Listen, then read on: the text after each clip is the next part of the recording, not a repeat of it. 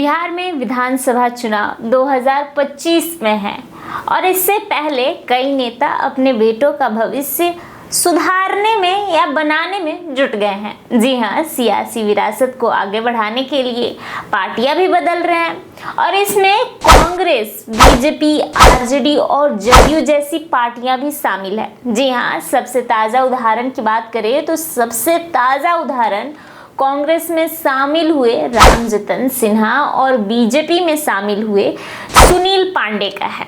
जी हाँ, कांग्रेस के पूर्व प्रदेश अध्यक्ष रहे रामजतन सिन्हा ने बेटे अमित सिन्हा को भी कांग्रेस में शामिल कराया है और उनका टारगेट है 2025 के विधानसभा चुनाव में बेटे को कांग्रेस से टिकट दिलाना। इसलिए उन्होंने बेटे को अब सदस्यता दिला दी है। और इधर बाहुबली पूर्व विधायक सुनील पांडे ने लोजपा के पारस गुट को अब छोड़ दिया है। वे भी अब बेटे विशाल जो है उनको अब बीजेपी में शामिल करने के साथ साथ खुद भी बीजेपी में शामिल हो गए हैं। सुनील पांडे का टारगेट तरारी उपचुनाव में बेटे को उम्मीदवार बनाना है।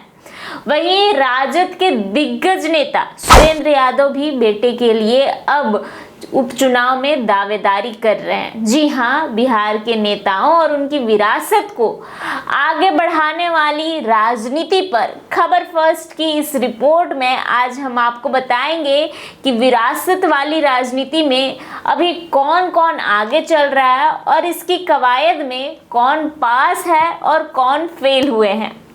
तो सबसे पहले बात करेंगे कांग्रेस के रामजतन सिन्हा की।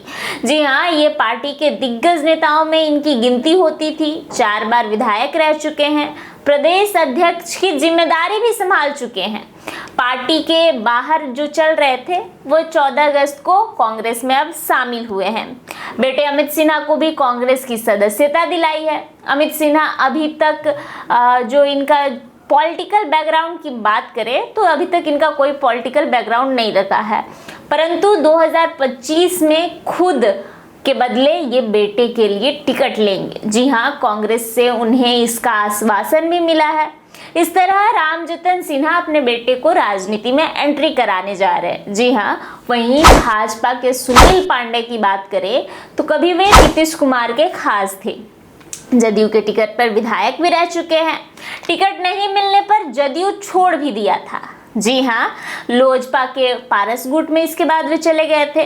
अब बेटे विशाल प्रशांत के साथ वो बीजेपी में शामिल हुए हैं। तरारी विधानसभा सीट पर उपचुनाव होना है। यहाँ से माजी विधायक सुदामा प्रसाद सांसद बन गए। उन्होंने आरा से लोकसभा का चुनाव लड़ा था। भाजपा सांसद आर.के. सिन्हा को हराया था। इससे तरारी सीट खाली हुई और सुनील पांडे इसी सीट पर दावा ठोक रहे हैं। जी हाँ, उपचुनाव में वे अपने बेटे को भाजपा की टिकट पर तरारी से उपचुनाव में उतार सकते हैं। विशाल प्रशांत का भी पॉलिटिकल बैकग्राउंड की हम बात करें तो कुछ खास नहीं रहा है। इससे पहले वे किसी भी पार्टी के सदस्य नहीं रहे हैं। राजद के सुरेंद्र यादव की अगर हम बात करें तो ये बड़े नेताओं में इनकी गिनती होती है राजद में, लेकिन पहले ये बेलागंज से विधायक थे, अब जहानाबाद से सांसद है। सांसद बनने के बाद बेलागंज सीट खाली हुई तो बेटे विश्वनाथ को आगे कर दिया है इन्होंने। बेलागंज से सुरेंद्र यादव की जो सीट है वो पारंपरिक सीट रही है। अब आपको बताएंगे कि कैसे राजनीति में कौन कौन नेता अपने बेटे को पूरी तरह से सेट कर दिए हैं और वे अब राजनीति में पारिवारिक विरासत को आगे बढ़ा रहे हैं। और इनमें सबसे पहले तो 2 नेताओं की बात सबसे आगे आती है। 2 नेताओं का नाम सबसे आगे चलता है और वो 2 नेता हैं लालू प्रसाद यादव और रामविलास पासवान। जी हाँ, लालू प्रसाद यादव के 2 बेटे और 1 बेटी राजनीति में फिट हुए हैं। बिहार में परिवारवाद से सबसे आगे नाम लालू प्रसाद का आता है। उन्होंने अपनी राजनीतिक विरासत को बच्चे को सौंप दी है। जी हाँ, अपने बच्चों को सौंप दी है। इनके बड़े बेटे जो हैं तेज प्रताप यादव विधायक है, महागठबंधन की सरकार में मंत्री भी रहे हैं। छोटे बेटे तेजस्वी की बात करें तो विधायक के साथ साथ विधानसभा में नेता प्रतिपक्ष भी हैं। महागठबंधन की सरकार में प्रदेश की डिप्टी सीएम भी रह चुके हैं। राजद सुप्रीमो की बड़ी बेटी जो मीसा भारती हैं वो सांसद है फिलहाल। इससे पहले वो राज्यसभा सांसद थी। 2024 के लोकसभा चुनाव में लालू प्रसाद ने बेटी रोहिणी आचार्य को भी टिकट दिया था, लेकिन वो हार गई। इस तरह से अगर हम बात करें तो लालू प्रसाद ने अपनी अगली पीढ़ी को, अपनी पीढ़ी के 3 सदस्यों को राजनीति में अब सेट कर दिया है। वहीं दूसरे नंबर पे हम रामविलास पासवान की बात करें तो रामविलास पासवान ने चिराग को आगे बढ़ाया। जी हाँ, बिहार के दिवंगत नेता रामविलास पासवान ने राजनीति में अपने 2 भाई पशुपति पारस और रामचंद्र पासवान को राजनीति में आगे बढ़ाया। ये आप और हम बखूबी जानते हैं। संसद से केंद्रीय मंत्री तक बनवाया। इसके बाद अपने बेटे चिराग पासवान को अपनी राजनीतिक विरासत सौंप दिया। रामविलास पासवान के रहते हुए उनके बेटे चिराग पासवान 2 बार लगातार जमुई से सांसद बने। रामविलास ने अपने बेटे को पार्टी के अंदर भी अहम पद पर बैठाया था। जी हाँ, पार्टी के अंदर भी उन्हें अहम पद दिया था। पिता के देहांत के बाद भी वह चिराग पासवान वैसी ही प्रदर्शन दिखा रहे थे जैसा पिता के होते हुए दिखाया था। यानी कहे तो चिराग पासवान खुद को मजबूत बनाए रखे थे पार्टी में। पार्टी में बंटवारे के बावजूद भी वह खुद हाजीपुर से सांसद बने। साथ ही उनकी पार्टी जो लोजपा आर के पास है, अभी 5 सांसद है। अगली पीढ़ी में राजनीति में सेट कराने का मामला लालू और रामविलास तक ही सीमित नहीं है। राजद जदयू में भी कई नेता अपने बच्चों को विधायक से लेकर संसद तक पहुंचा चुके हैं, बनवा चुके हैं। और आइए अब हम यही जानते हैं कि कुछ और नेता हैं जिन्होंने अपनी अगली पीढ़ी की सियासत विरासत को कैसे आगे बढ़ाया है, कैसी सियासी विरासत को सौंपा है। तो सबसे पहले आता है जगदानंद सिंह। जी हाँ, जगदानंद सिंह के 3 बेटे राजनीति में सक्रिय हैं। आरजेडी प्रदेश अध्यक्ष जगदानंद सिंह के बेटे अजित सिंह कुछ महीने पहले आरजेडी में शामिल हुए हैं। वे पहले जदयू में थे। जगदानंद सिंह के दूसरे बेटे सुधाकर सिंह रामगढ़ से विधायक थे। महागठबंधन की सरकार में मंत्री भी रहे। अब वे बक्सर से लोकसभा का चुनाव जीत चुके हैं। अब रामगढ़ की सीट खाली है। विधानसभा सीट पर उपचुनाव होना है और इसमें आशंका है कि आरजेडी अजित सिंह को टिकट दे सकती है। इसके अलावा जगदानंद सिंह के तीसरे बेटे पुनीत सिंह को भी विधानसभा परिषद की जो स्नातन सीट है आरजेडी से, वहां से उम्मीदवार बनाया गया था, लेकिन बीजेपी के अवधेश नारायण सिंह हैं, उनसे वे हार गए थे। जी हाँ, और दूसरे नंबर पे हैं जीतन राम मांझी। जी हाँ, जीतन राम मांझी ने संतोष सुमन को राजनीति में सेट किया है, ये हम और आप बखूबी जानते हैं। परंतु पूर्व मुख्यमंत्री और केंद्रीय मंत्री जीतन राम मांझी ने अपने बेटे संतोष को तो राजनीति में सेट किया।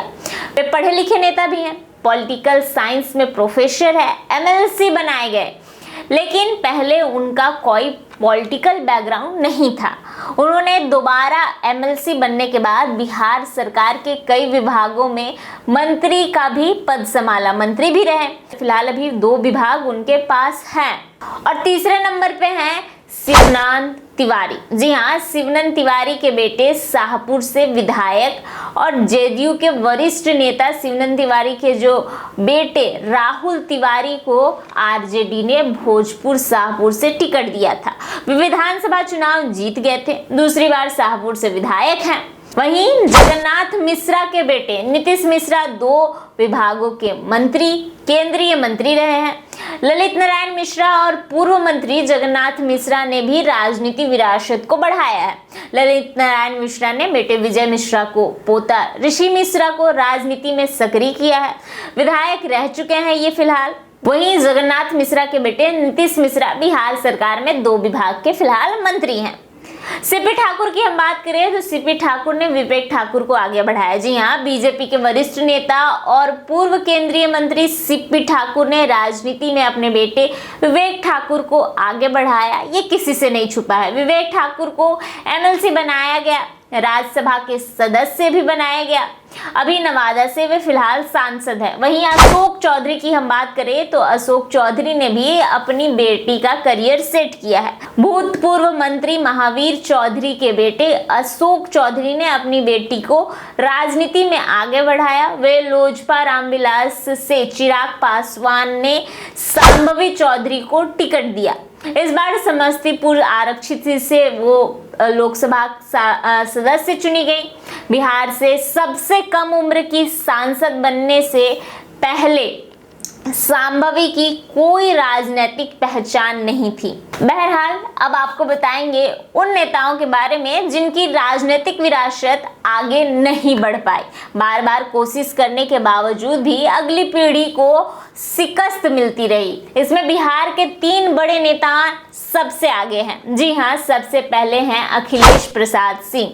जी हाँ, अखिलेश प्रसाद सिंह के बेटे 2 बार लड़े और हार गए। कांग्रेस के प्रदेश अध्यक्ष और राज्यसभा सांसद अखिलेश प्रसाद सिंह ने अपने बेटे आकाश कुमार को 2 बार लोकसभा चुनाव लड़वाया। 2019 में वे मोतिहारी से टिकट मिला उन्हें, लेकिन वे हार गए। वहीं 2024 में कांग्रेस के टिकट पर महाराजगंज से लड़े, वहां भी वे हार गए। दूसरे नंबर पर हैं शत्रुघ्न सिन्हा। जी हाँ, शत्रुघ्न सिन्हा के बेटे लव सिन्हा चुनाव हार गए। आपको बता दें कि एक्ट्रेस और सांसद शत्रुघ्न सिन्हा ने अपने बेटे को राजनीति में आगे बढ़ाया। कांग्रेस ने पटना के बांकेपुर से लव सिन्हा को विधानसभा के लिए टिकट दिलवाया था, लेकिन बीजेपी के नितिन नवीन से वे चुनाव हार गए थे। कुछ दिन पहले शत्रुघ्न सिन्हा पटना में आरजेडी नेता शिवकांत तिवारी और आरजेडी सुप्रीमो लालू प्रसाद यादव से मुलाकात भी किए हैं और चर्चा यह है कि बेटे को अब आरजेडी से वे टिकट दिलाएंगे। जी हाँ, चर्चाओं की अटकनें बहुत तेज हैं और पॉलिटिकल एक्सरसाइज अभी जारी है। वहीं तीसरे नंबर पर है मीरा कुमार के पुत्र। जी हाँ, जगजीवन राम की बेटी मीरा कुमार की गिनती देश के बड़े नेताओं में होती है। उन्होंने कांग्रेस में अपने बेटे अंशुल अभिजीत को पटना साहिब से लोकसभा चुनाव का टिकट दिलवाया, लेकिन अंशुल को बीजेपी के नेता रविशंकर से हार मिला। इनके नाना जगजीवन राम उप प्रधानमंत्री थे, मां लोकसभा स्पीकर रही, लेकिन अंशुल हार गए। हालांकि वे काफी पढ़े लिखे हैं, कैम्ब्रिज यूनिवर्सिटी से पीएचडी और एमफिल की पढ़ाई की है, लेकिन अभी वे जनता के बीच अपने आप को प्रूफ नहीं कर पाए हैं। परिवारवाद को लेकर हर पार्टी एक दूसरे को निशाना बनाती है, लेकिन अपने बच्चे को आगे बढ़ाने में पीछे नहीं हटती। आज देश में या बिहार में देख लीजिए, 100-200 परिवार ऐसे मिल जाएंगे जिनके पिताजी या दादाजी पहली बार सांसद बने, लेकिन उनकी तीसरी पीढ़ी राजनीति में है। इसमें सिर्फ राजनेताओं का दोष नहीं है, राजनेताओं का दोष कहा भी नहीं जा सकता है, इसे परिवारवाद भी नहीं कहा जा सकता है।